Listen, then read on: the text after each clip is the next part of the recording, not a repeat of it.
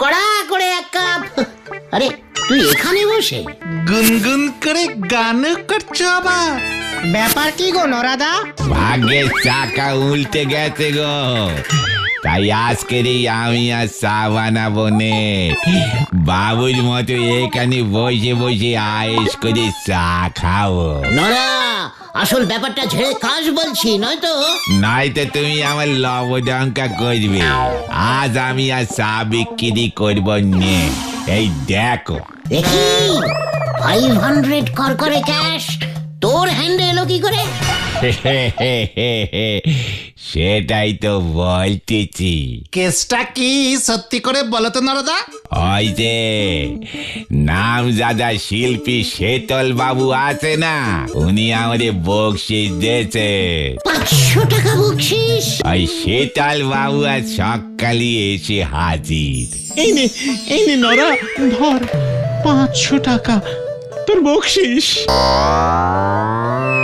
ওরে বাবা, এই 500 টাকা বকশিস!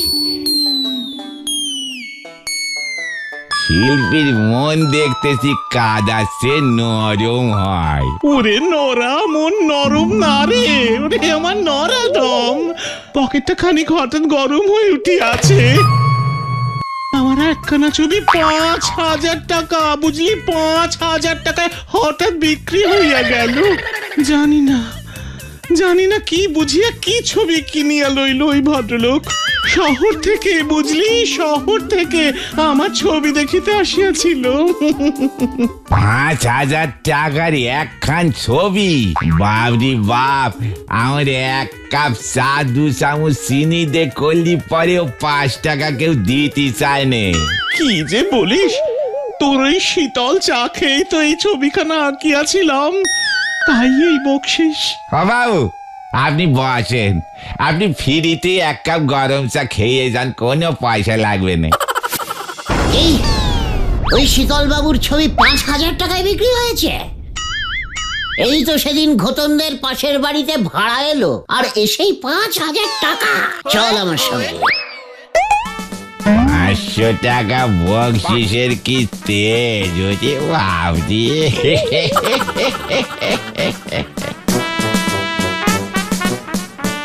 এই হলো সেই বিখ্যাত ছবি গুলটে বাবু। 5,000 টাকা, 5,000 টাকা দিয়ে বিক্রি হলো।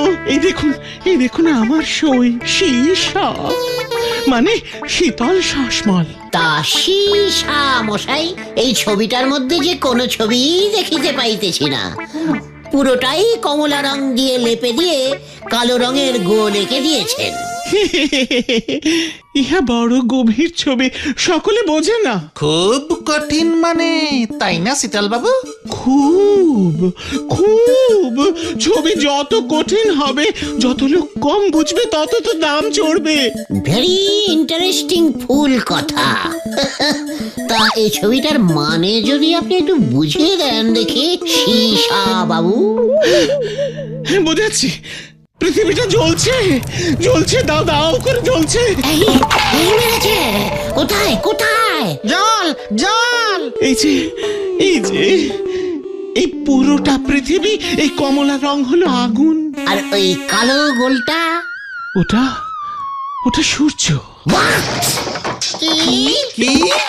সূর্য কালো রঙের? ওখানেই তো মহান শিল্পের কামাল।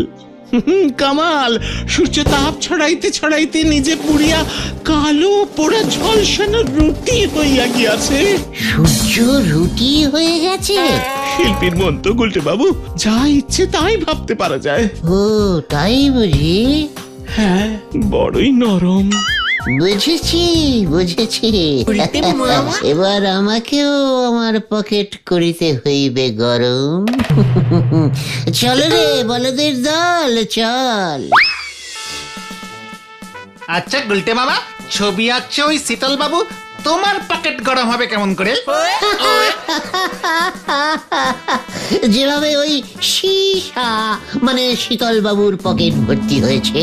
সে তো ছবি আঁকে, তুমিও কি ছবি আঁকতে পারো নাকি গুলটে মামা? ওরে, মন যাদের নরম হয় তারাই ছবি আঁকতে পারে। তোদের লিডারকে তোরা এখনো চিনলি না রে। মানেটা কি? মানে ইজ ভেরি ইজিক্যালি সোজা। আমিও ছবি আঁকবো বুঝলি, ভেরি কঠিন কঠিন ছবি। ছবি যত কঠিন দাম তত বেশি। শুনলি না শীতল বাবু কি বললো? তা বলে তুমি ছবি আঁকবে? আমাকে চ্যালেঞ্জিং করবি না ভেন্ডি, দেখবি আমি পারি কিনা ছবি আঁকতে, দেখবি? হ্যাঁ দেখবো। পাঁচু, ভেন্ডি আমাকে চ্যালেঞ্জিং দিল কিন্তু। তুমিও দেখিয়ে দাও গুলটে মামা। ঠিক আছে চল তাহলে ঠেকে, আজকেই দেখিতে পাইবি তোদের গুলটে মামা কত বড় শিল্পী।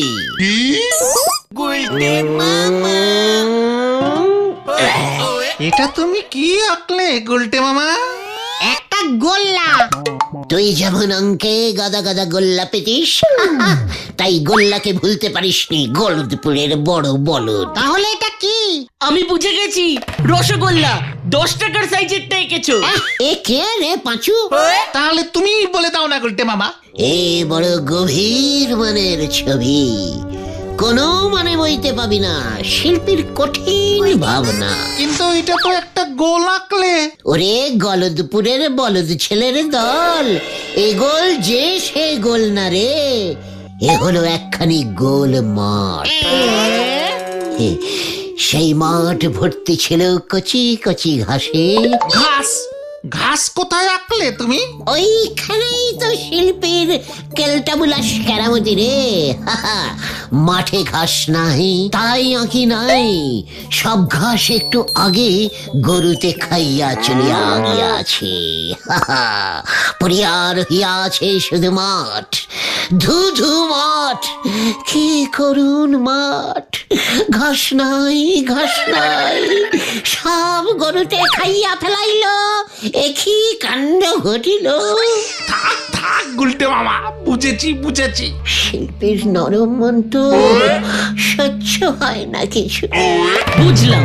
মাথা নিচু করে এবার যে যার বাড়িতে চলে যা। বিকেল ঠিক 4টের সময় নরার চায়ের দোকানে হাজির হবি। নরাকেও এবার জবাব দেওয়ার সময় এসেছে। বলে কিনা ওকে আমি চা তৈরি করে খাওয়াবো।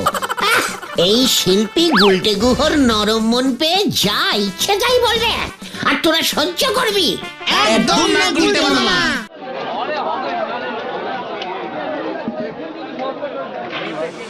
ওরে বাপ রে বাপ, আমি তো একদিনে বুঝতেও পারিনি যে আমাদের গুলটে বাবু এত বড় গোল্লা শিল্পী। আপনাদের দেখলে কিন্তু বোঝা যায় না গো। দেখেছিস তো একখানা গোল্লা এঁকেছি, তাতেই নড়া আমাকে কেমন আপনি আগে করছে। ওরে নড়া, গোল্লাই যে সব, সূর্য, চাঁদ, 1 টাকার কয়েন, ডোবা, পুকুর, দিঘি, রসগোল্লা, সবাই যে গোল রে। ওরে বাপ রে বাপ, একটা গোল্লার মধ্যে যে এত কিছু নৌকোয় ছিল সেটা কখনো ভেবে দেখিনি গো। এবার দেখলি তো, তোর ওই শীতল বাবু না আমার কাছে নস্যি নস্যি। একখানা ছবি বিক্রি করেই 500 টাকা বকশিস। তাও তো উনি দিয়েছেন, আপনি তো ওই গোল্লাই একে বিনি পয়সায় 2 কাপ চা খেয়ে নিলেন। আমি মানে চিন্তা করিস না নরা, এই তো সবে শুরু হলো আমার শিল্পী জীবন। আমার ছবি দেখবি 50,000 টাকা পর্যন্ত দর উঠবে। সে তো উঠে গেছে। মানে কি বলতে চাইছিস তুই নরা? শীতল বাবু বলে গেলে নদীর ধারে গোবিন্দ বাবু ঘোড়ার উপর বসে পোজ দেবে। ঘোড়ার পর শীতল বাবু ঘোড়া আনবে? হ্যাঁ, শীতল বাবু ওনারে দেখি দেখি ওনার ডিরেক্ট ছবি আঁকবেন। গোবিন্দ বাবুর ওই ছবি পছন্দ হলে নাকি 50,000 টাকা দিতে পিছপা হবেন না। এ আপনি রে বলে দিল। হোয়াট? ঝোলা গোবিন্দ মানে গোবিন্দ গুছাইতে ছবি আঁকবে ওই শীতল শাসমল, তাও আবার ওকে দেখে দেখে।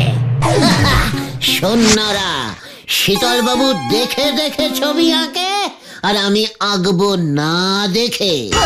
তখন দেখা যাবে